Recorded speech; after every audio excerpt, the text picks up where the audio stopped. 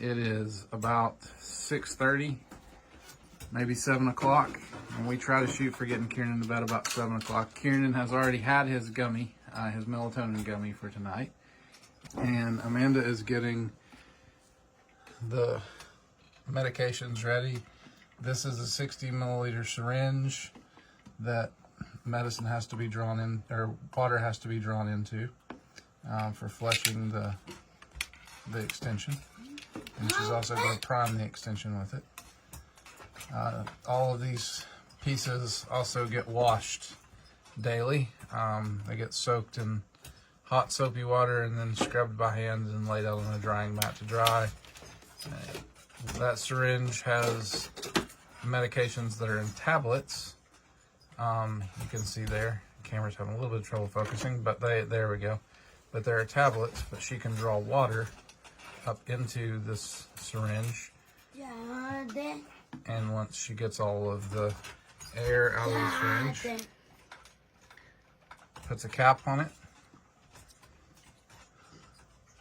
And they sometimes cause a little bit of difficulty, but you can either shake them up if you have to, but oftentimes you can just snap the syringe and the suction will cause the medication to dissolve just like that, and it can go through his G-tube then.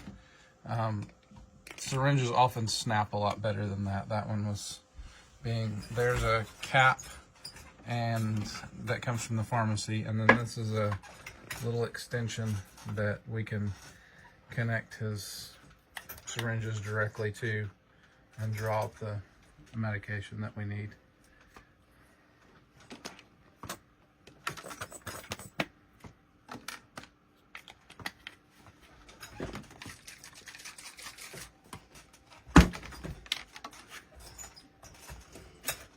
There's another medication being drawn up.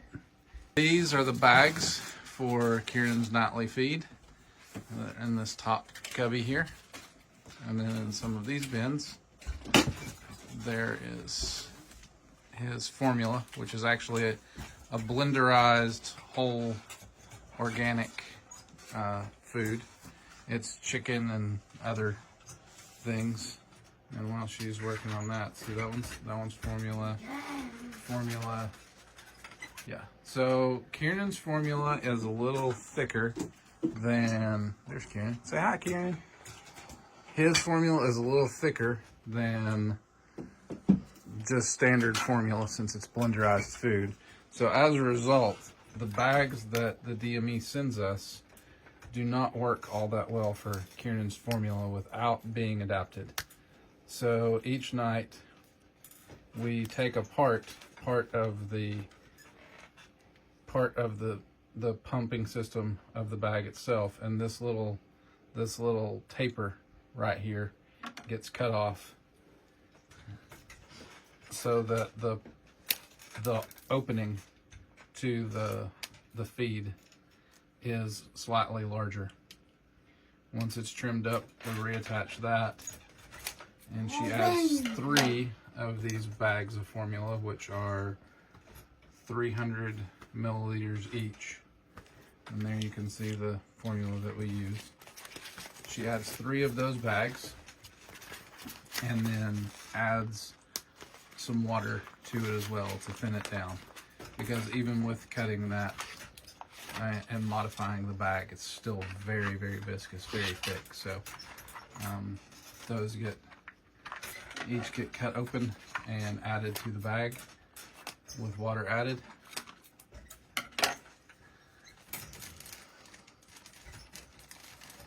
And in this bin here, we keep scissors and we keep pop tubes, which you guys will see a little later. We do that to help protect his tube from the feed bag to his extension. Really more to protect him from the tube. Right, he has wrapped it around his neck once or twice, so that keeps Kieran safe. And there's Kieran. Hey, hi. There he is. We will get the feed. So I have all of the formula and water in here, And now we're going to shake it. To make sure it all gets mixed together. And once it's mixed, open it back up and squeeze the air out. Just make sure that's sealed. Up there. This is pump. I'm going to move over here and prime it. So this door opens up. You wrap the tube around, click that into place, shut the door, turn it on.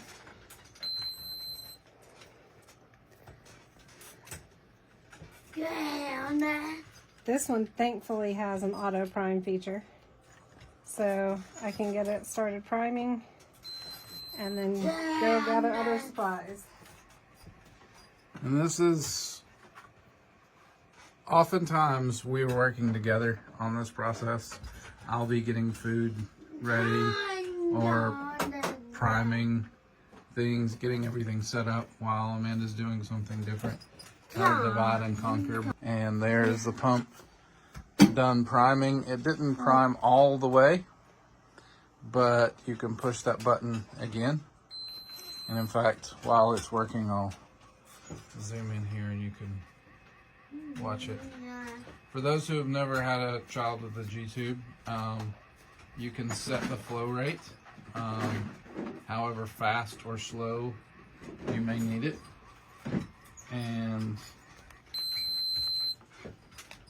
Kiernan's gets set to 100 milliliters per hour for his nighttime feed.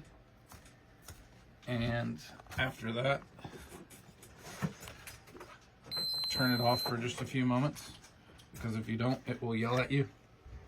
The connection for the pulse ox gets fed through the bars on the door, as well as the feed, but we're going to get the pop tubes and connect those up.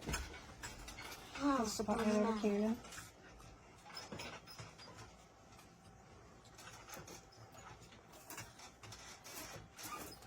These pop tubes live a hard life. Yeah.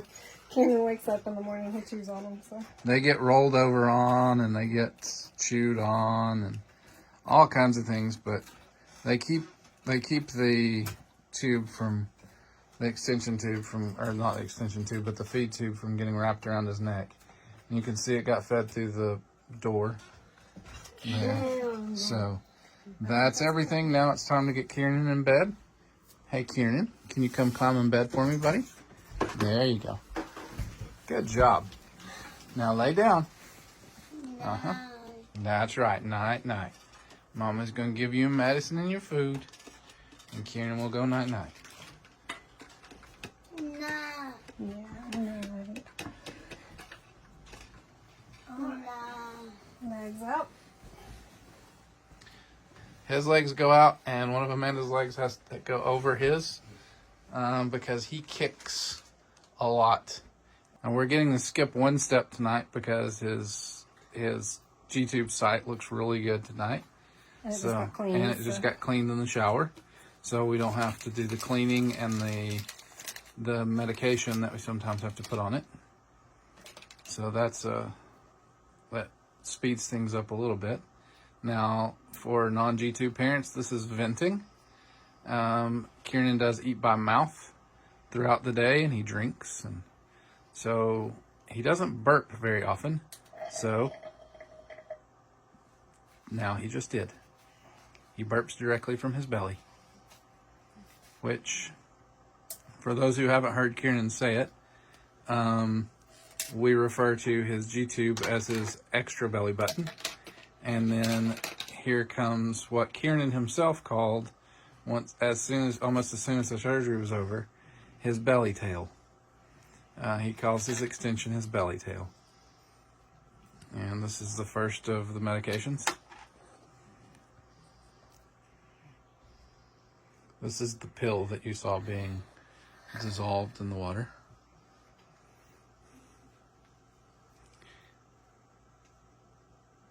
And it just gets put Make sure you clamp it. right through the extension, and yes, You have to make sure you clamp. There's the white clamp right here. And if you don't close that, everything that you just put in there will come right back out at you. So what we do typically with this one is draw up a little bit of extra water in it just to make sure we got all of that powderized medication out. And we keep, I've done something strange, there we go. We keep a bin here. This is the bin that will go back to our kitchen with the used syringes and tubes.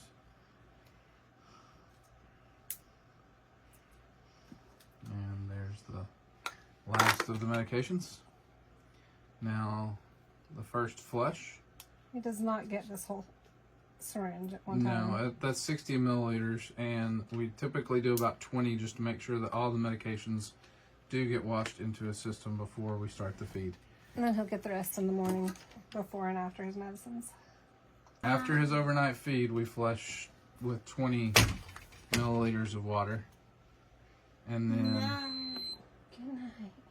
once he's had his morning medications, we'll do an additional 20. So the beeps that you just heard, the rapid beeps that you just heard, was the signal of the pump that it has begun.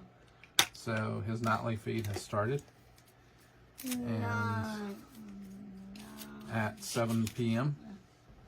his nightly feed has begun.